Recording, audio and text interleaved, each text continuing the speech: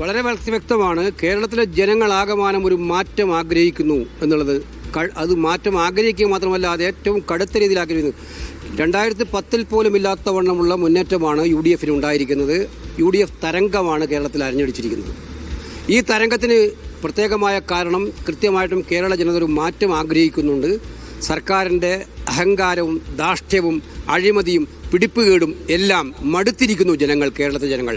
അതുകൊണ്ട് ഇനി നിങ്ങൾ ഇറങ്ങിപ്പോകണം എന്നുള്ള വ്യക്തമായിട്ടുള്ള മെസ്സേജാണ് കേരള ജനത നൽകിയിരിക്കുന്നത്.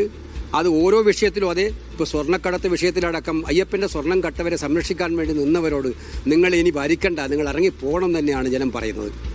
BJPയുമായിട്ട് ഒളിഞ്ഞും തെളിഞ്ഞും ബന്ധമുണ്ടാക്കി PM ശ്രീയും അതുപോലെ ലേബർ കോഡും ഒക്കെ നടപ്പിലാക്കാൻ ധൃതി കാണിച്ച സർക്കാരിനോട് നിങ്ങൾക്ക് കമ്മ്യൂണിസ്റ്റ് ആശയങ്ങൾ ഇല്ല എന്നുള്ള വ്യക്തമായിട്ടുള്ള സന്ദേശമാണ് ജനം നൽകിയിരിക്കുന്നത്. അതുകൂടാതെ തന്നെ UDFൻ്റെ ഭാഗത്താണെങ്കിൽ കോൺഗ്രസിൻ്റെയും UDFൻ്റെയും പ്രവർത്തകർ കാണിച്ചിട്ടുള്ള കെട്ടുറപ്പോടെയുള്ള പ്രവർത്തനം, താഴെത്തട്ടങ്ങളിൽ അഭിപ്രായ വ്യത്യാസങ്ങളില്ലാതെ താഴെത്തട്ടിൽ തന്നെ സ്ഥാനാർത്ഥികളെ തീരുമാനിക്കാൻ ഞങ്ങൾ ആവശ്യപ്പെടുകയും മുകളിൽ നിന്ന് ആരും ഇടപെടേണ്ടെന്ന് നിർദ്ദേശിക്കുകയും ചെയ്തതിൻ്റെ ഫലം ഈ തെരഞ്ഞെടുപ്പിൽ നന്നായിട്ടുണ്ടായിരുന്നതാണ് വ്യക്തമായിട്ടും. അപ്പോൾ ഇതിൻ്റെ ക്രെഡിറ്റ് ഞാൻ UDF പ്രവർത്തകർക്കും കോൺഗ്രസ് പ്രവർത്തകർക്കും പ്രത്യേകമായി നൽകുകയാണ്. നേതാക്കന്മാരും എല്ലാവരും നന്നായിട്ട് സഹകരിച്ചു പ്രവർത്തിച്ചിട്ടുണ്ട്. അപ്പോൾ ഇതൊരു വലിയ സൂചനയാണ്. വരുന്ന നിയമസഭാ തിരഞ്ഞെടുപ്പ് തൂത്തുവാരും UDF എഴുതി വെച്ചോ, തൂത്തുവാരിയിരിക്കും. അതാണ് നടക്കാൻ വേണ്ടി പോകുന്നത്. എന്ത് ചെയ്തിട്ടും കാര്യമില്ല. ശ്രീ KC വേണുഗോപാൽ, വരുന്ന UDF തെരഞ്ഞെടുപ്പിന് മുമ്പായി തന്നെ ഇപ്പോൾ തിരുവനന്തപുരം കോർപ്പറേഷന്റെ കാര്യത്തിലാണല്ലോ ഏറ്റവും സുപ്രധാനമായ ഒരു രാഷ്ട്രീയ സമസ്യ ഉരുത്തിരിഞ്ഞിട്ടുള്ളത്. അവിടെ BJP അല്ലെങ്കിൽ NDA ഭരിക്കാൻ പോകുന്നു എന്ന കേരളത്തിൽ മതനിരപേക്ഷത ഏറ്റുപിടിക്കുന്ന UDFനെയും LDFനെയും സംബന്ധിച്ചിടത്തോളം വളരെ നിർണായകമായ ഒരു ചോദ്യം ബാക്കി നിർത്തുന്ന ഒരു റിസൾട്ട് ഉണ്ടായിരിക്കുന്നത്. അവിടെ BJP അഥവാ NDA അധികാരത്തിൽ വരുന്നതിൽ തിരുവനന്തപുരം കോർപ്പറേഷൻ അവർ ഭരിക്കുന്നത് തടയാൻ എന്തെങ്കിലും ചെയ്യാനുണ്ടോ? LDFനും UDFനും പരസ്പരം കുറ്റപ്പെടുത്തുന്നത് ഒഴിച്ച്. അല്ല, പരസ്പരം കുറ്റപ്പെടുത്താതിരിക്കാൻ എങ്ങനെ പറ്റും? അവരല്ലേ ഭരിച്ചുകൊണ്ടിരുന്നത്. LDF അല്ലേ തിരുവനന്തപുരം കോർപ്പറേഷൻ ഭരിച്ചുകൊണ്ടിരിക്കുന്നത്. ആ ഭരിച്ചുകൊണ്ടിരിക്കുന്ന കോർപ്പറേഷന് ഞങ്ങളെ സംബന്ധിച്ചിട്ട് ഞങ്ങൾ നിശ്ചയദാർഢ്യത്തോടെ BJPയെ ഏത് വിധേനയും പരാജയപ്പെടും. ഇതൊരു ഷോക്കിംഗ് ന്യൂസ് തന്നെയാണ്. താങ്കൾ പറഞ്ഞതുപോലെ കേരളം ആഗ്രഹിക്കാത്തൊരു റിസൾട്ടാണ് തിരുവനന്തപുരത്ത് നിന്ന് വന്നിരിക്കുന്നത്. അത് ഞങ്ങൾക്ക് എല്ലാവർക്കും വളരെയേറെ പ്രയാസമുണ്ടാക്കുന്ന റിസൾട്ട് തന്നെയാണ്.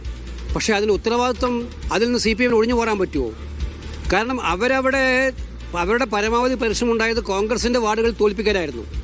ഞങ്ങളെന്തായാലും BJPയെ സഹായിക്കാൻ പോകുന്നില്ലല്ലോ. അവിടെ തോൽപ്പിക്കാൻ ഞങ്ങളെ സംബന്ധിച്ച് ഞങ്ങളിപ്പോൾ ശബരിയെപ്പോലും സ്ഥാനാർത്ഥിയാക്കിയത് BJPയെ എവിടെ പിടിക്കാൻ പറ്റുമോ അവിടെ പിടിക്കണമെന്ന് ആഗ്രഹിച്ചിട്ട് തന്നെയായിരുന്നു.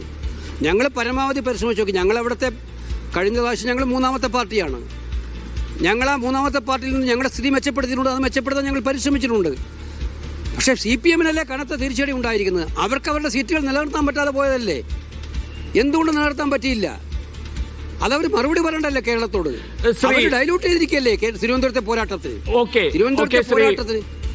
ശ്രീ KC വേണുഗോപാൽ, അതേസമയം തന്നെ അവിടെ ഇപ്പോൾ തിരിച്ചു പിടിക്കാൻ കഴിയാത്ത വിധത്തിൽ കോർപ്പറേഷൻ ഭരണം NDAക്ക് പോവുകയാണ് എന്ന് തന്നെയാണ് മനസ്സിലാക്കുന്നത്. പക്ഷേ അവിടെ അതുമൂലം ഉണ്ടാകാൻ ഇനി അടുത്ത തെരഞ്ഞെടുപ്പിൽ, ഒരുപക്ഷെ അടുത്ത നിയമസഭാ തെരഞ്ഞെടുപ്പിൽ അതുമൂലം ഉണ്ടാകാൻ പോകുന്ന ഒരു തിരിച്ചടി, LDFനും UDFനും ഉണ്ടാകാൻ പോകുന്ന തിരിച്ചടി, അവിടെ അസംബ്ലി സീറ്റുകൾ അവർ കൈയടക്കുന്നത് ഒഴിവാക്കാൻ ഏതെങ്കിലും തരത്തിലുള്ള മാർഗങ്ങളുണ്ടോ നിങ്ങളുടെ മുന്നിൽ? ഞാൻ ചോദിക്കുന്നത്, അവരെ ജനങ്ങൾ സ്വീകരിക്കുന്നെങ്കിൽ അത് അംഗീകരിക്കേണ്ടി വരും. പക്ഷേ നിങ്ങളുടെ മുന്നിൽ അതിനുള്ള മാർഗങ്ങളുണ്ടോ? ഞങ്ങളെ സംബന്ധിച്ചിടത്തോളം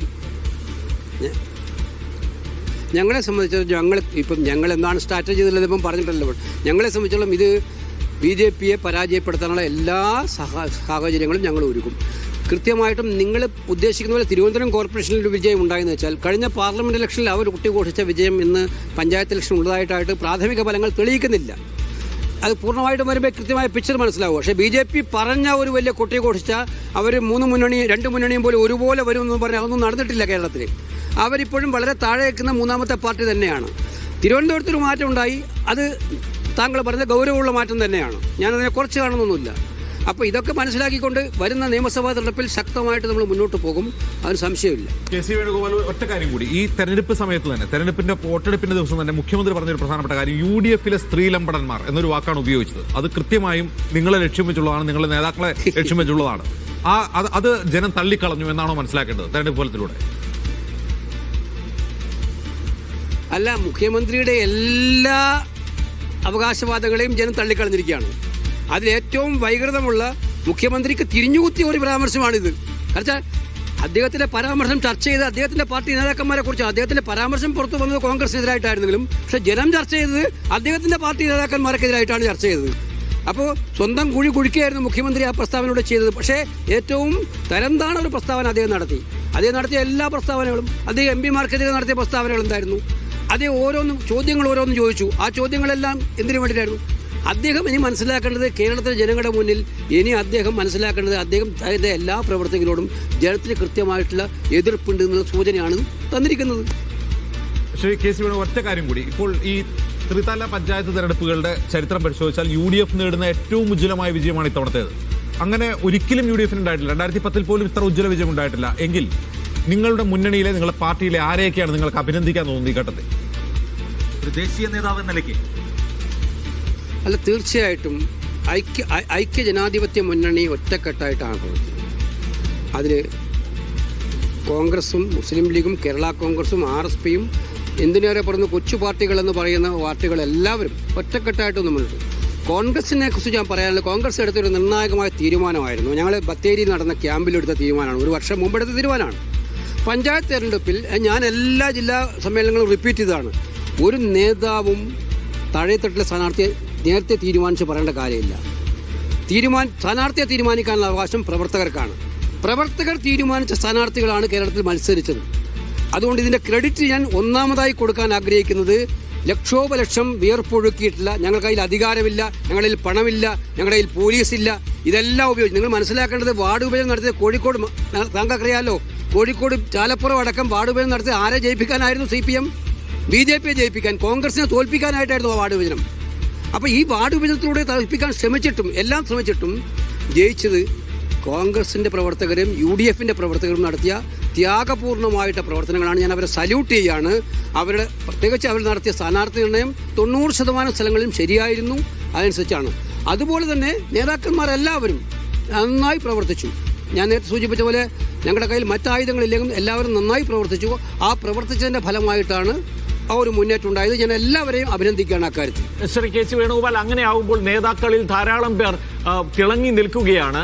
അടുത്ത നിയമസഭാ തെരഞ്ഞെടുപ്പിൽ താങ്കൾ പറഞ്ഞതുപോലെ UDF തൂത്തുവാരുമ്പോൾ അതിന്റെ നേതൃത്വത്തിലേക്ക് വരാൻ ധാരാളം പേരുണ്ടാകുന്നു. താങ്കൾ അവരിൽ ഒരാളായിരിക്കുമ്പോൾ, അതായത് ഒരു മുഖ്യമന്ത്രി സ്ഥാനാർത്ഥി എന്ന നിലയിൽ പരിഗണിക്കുകയാണെങ്കിൽ താങ്കൾ അവരിൽ ഒരാളായിരിക്കുമോ? എന്റെ പ്രമോദാണോ സംസാരിക്കുന്നത്? അതെ, പ്രമോദാണോ സംസാരിക്കുന്നത്? അതെ അതെ. ഞാൻ പല പ്രാവശ്യവും ഇത് പല ഇൻ്റർവ്യൂവിലും പറഞ്ഞിട്ടുണ്ട്. എൻ്റെ മനസ്സെന്ന് പറഞ്ഞാൽ വളരെ ക്ലിയറാണ്. കേരളത്തിലെ ജനങ്ങളെ ഈ ദുർഭരണത്തിൽ നിന്ന് മോചിപ്പിക്കണം. എനിക്കൊരു ആഗ്രഹവും ഒരു കണ്ടീഷനുമില്ലാണ് ഞാൻ പലവട്ടം പറഞ്ഞിട്ടുള്ളത്. ഇത് വീണ്ടും എന്നോട് ചോദിക്കുന്ന അർത്ഥമില്ല. മാത്രമല്ല, ഇത് കോൺഗ്രസിനെ സംബന്ധിച്ചിടത്തോളം കോൺഗ്രസിൻ്റെ ജനങ്ങൾക്കുള്ള വിശ്വാസം കൂടിയാണ് ഈ തെരഞ്ഞെടുപ്പ് ഫലം. ഞങ്ങൾ ആദ്യം മുതലേ പറയുന്നതാണ്, ആർക്കും അതിജീവിക്കാൻ പറ്റാത്തവണ്ണം ഒറ്റക്കെട്ടായിട്ടുള്ള പ്രവർത്തനം ഞങ്ങൾ നടത്തിയതുകൊണ്ടാണ്. അതുകൊണ്ട് ഇത്തരം കാര്യങ്ങളിലൊക്കെ ഒന്നും ശ്രദ്ധ തിരിക്കാൻ ഞാൻ ആഗ്രഹിക്കുന്നില്ല. എന്റെ നിലപാട് ഞാൻ പലപ്പോഴായി പറഞ്ഞിട്ടുണ്ട്. ഞാൻ വീണ്ടും പറയാം, കസേര നോക്കിയിട്ടല്ല കേരളത്തിൽ പ്രവർത്തിക്കുന്നത്.